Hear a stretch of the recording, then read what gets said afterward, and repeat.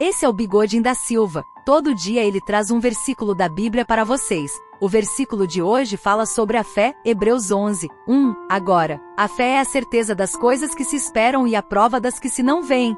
Este versículo define a fé como uma convicção prática e certeza interior nas promessas de Deus, mesmo quando não podemos ver as provas físicas.